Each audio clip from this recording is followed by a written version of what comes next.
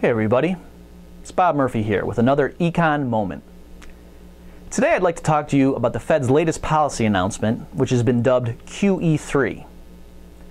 Now, there are two main innovations in this announcement. The first is that the Fed is saying we're going to have an open-ended bond purchase program. Specifically, they're saying we're going to spend $40 billion a month buying what's called mortgage-backed securities, and we're going to keep doing that month after month after month. And we're not going to stop until it works, until the economy is fixed. And only then will we stop injecting $40 billion a month of new money into the economy. So that's an innovation, because before, with prior announcements, the Fed would give a total dollar figure saying this is how much more money we're going to create. And if it doesn't fix the economy, then down the road, when this program expires, we may announce something else that we're going to do. Whereas with this QE3, they're saying we're going to just keep doing this until it works, and then we'll tell you when we're going to stop. So that's one innovation. The second innovation is that the Fed is saying even if price inflation should rise above our normal comfort zone of 2% core CPI, we're going to be okay with that. We're going to err on the side of pumping in more money than we need to and pushing up the economy more than we need to, rather than erring on the side of pulling away the stimulus too early and then falling back into recession. Now, they dressed it up in technical language. They didn't literally come out and say it in so many words like I just said to you, but even fans of what the Fed just announced are saying they think that's what the Fed's basically hinting at, but they don't want to just say it explicitly, because then that gives ammunition to people like Paul Ryan who might go nuts over it.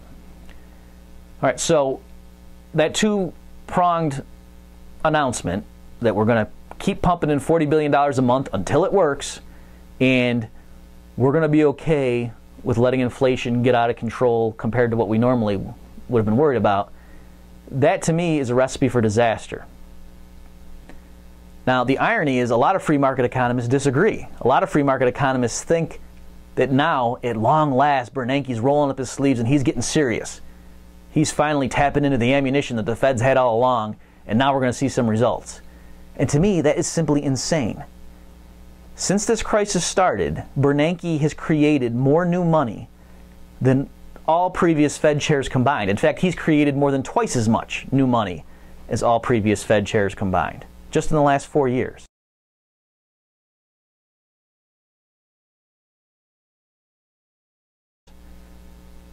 The normal instrument of Fed policy, what's called the federal funds rate, that got pushed down to zero fairly early in this crisis.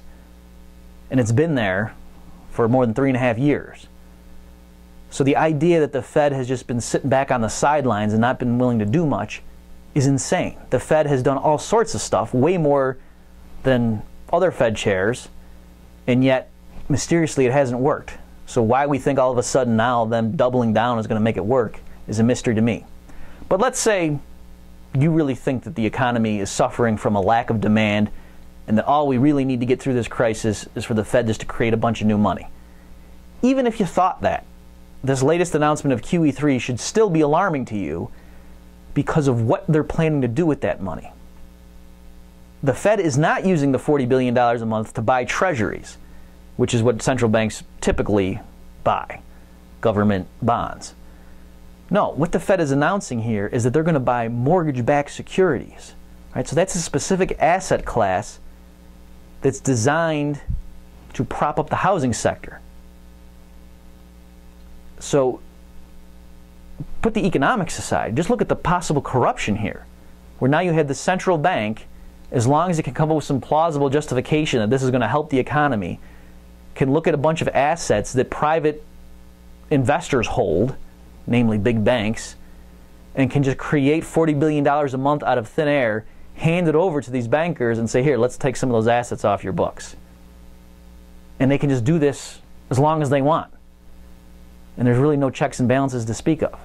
That is an incredible recipe for corruption down the road. This is an awful precedent to set, even if you thought the economics were good, which I don't. So in conclusion, I think QE3 is a terrible, terrible idea, and that decades from now people will look back and think that the economists of today were just crazy for thinking this would actually work. and that Bernanke has been too tight up till this moment. That's all the time we have for today. This has been another Econ Moment with me, Bob Murphy.